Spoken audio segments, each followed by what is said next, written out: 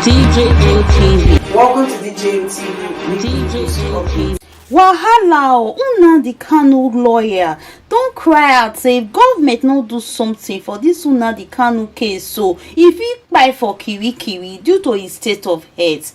My correct people will greet sooner. We welcome una to this our channel. If you never subscribe to DGM TV, where we won't get story and update the shele, or you are rush now to our YouTube channel, go subscribe and also follow us on our Facebook page as it is hot.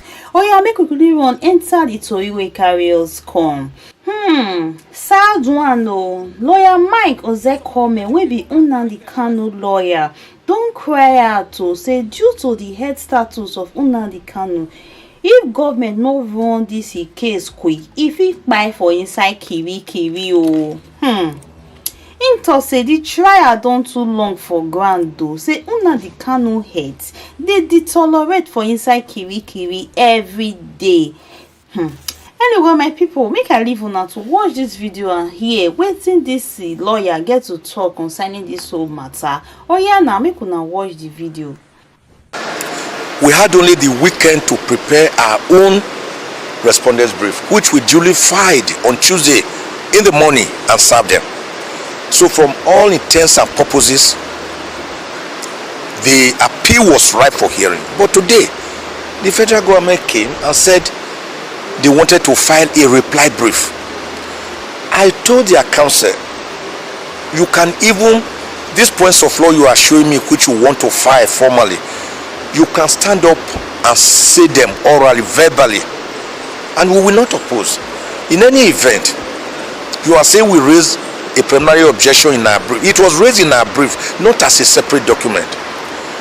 But I believe that their own intention was to stall the proceedings, because he said he had the instruction of the Attorney General that he must reply to it. I said, no one is saying you should not reply, but it doesn't have to be in a written form. You can reply orally. We have all done it now and again by replying orally, verbally.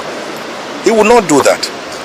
So the Supreme Court said, in order not to show them out, they will give them a short time to file the reply within 2 days. Then I begged the Supreme Court, I pleaded with the Supreme Court to give us the shortest possible date, even this month or early next month. But they looked at their calendar and their docket that is pitiably full. It's so unfortunate this is the busiest Supreme Court in the world, because all manners of cases come here and politicians will fight themselves dirty and they will all end up here. And even the smallest case about stealing a piece of fish or disagreeing over disagreement between a husband and a wife, we end up at the Supreme Court. That is why I've crusaded again and again over the years that we should have hierarchy of courts within states, so that each state of the federation should have its own hierarchy of courts, from magistrate to customary court to high court to court of appeal to Supreme Court. This is how it happens in the United States of America, from where we borrow our presidentialism. But here, the smallest case will go from the smallest village and end up at the Supreme Court. And all the politicians will fight dirty, will quarrel, will not put their hearts together. All of them will come here. So when the Supreme Court is beginning to have like 19 cases in one day, like a magistrate court, then you know there's problem. So they looked at their dockets and discovered that the next available date is after the vacation, which will be 14th of September. Having indicated, I pleaded with the Supreme Court to allow any of the two motions which are still existing that we filed. One is motion for bail, and the other one is motion to transfer him from his current DSS gulag. I don't call it detention, it's gulag, to Kuje Correctional Center,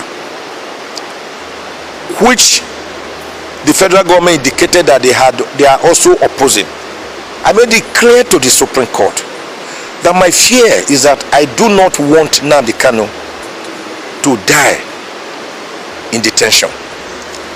I gave the example of Audu Abubakar, former governor of Kogi State. He was my client, and I continue to warn the prosecution that time to hurry up.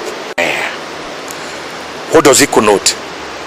Come and stand trial means you should be well and healthy enough to stand a trial.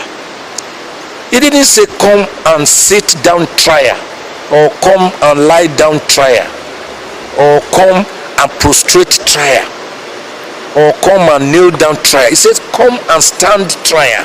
So you should be healthy enough to stand. That is what it connotes.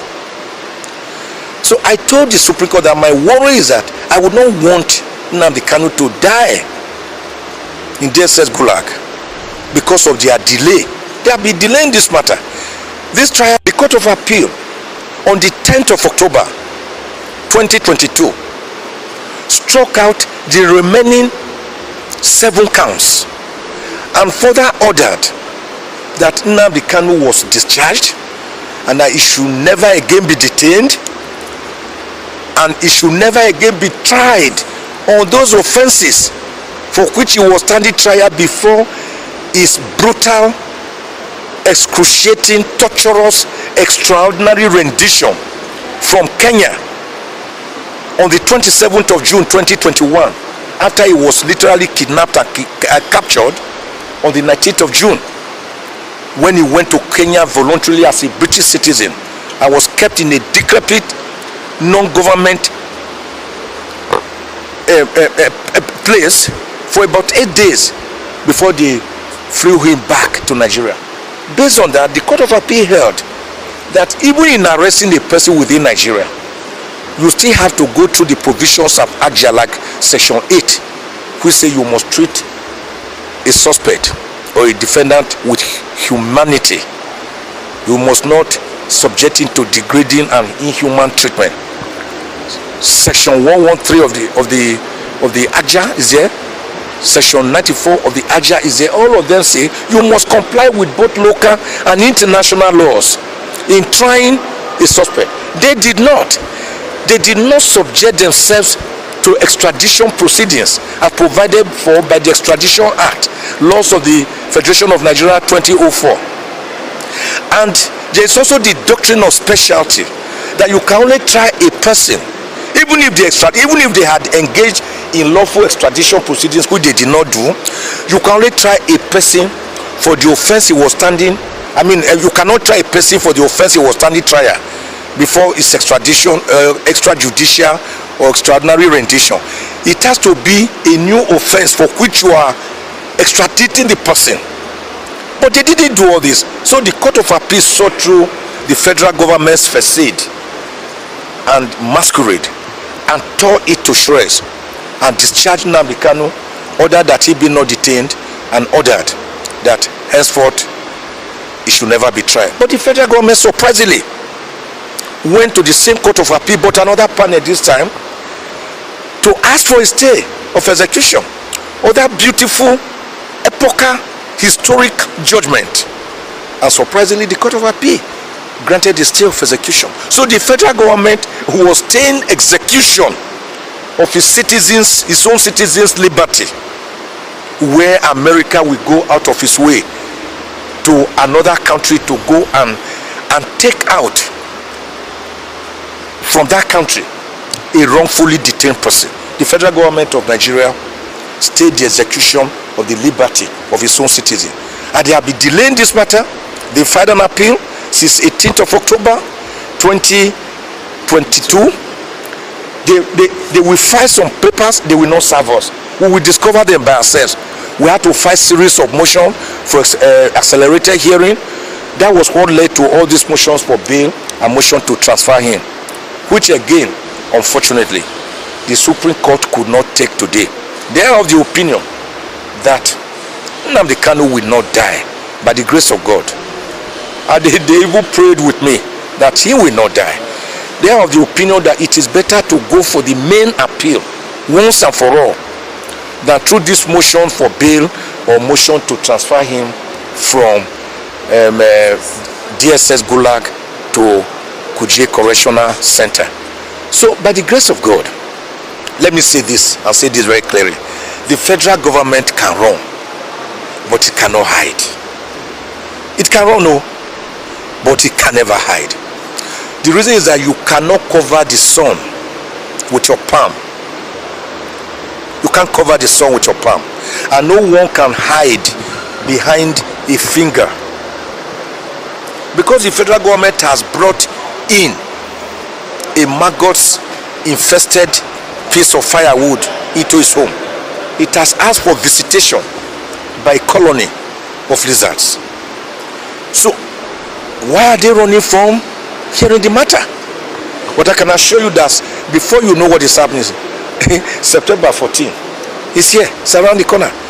And this man, by God's grace, God as usual will do what he knows best: do justice to all manners of people.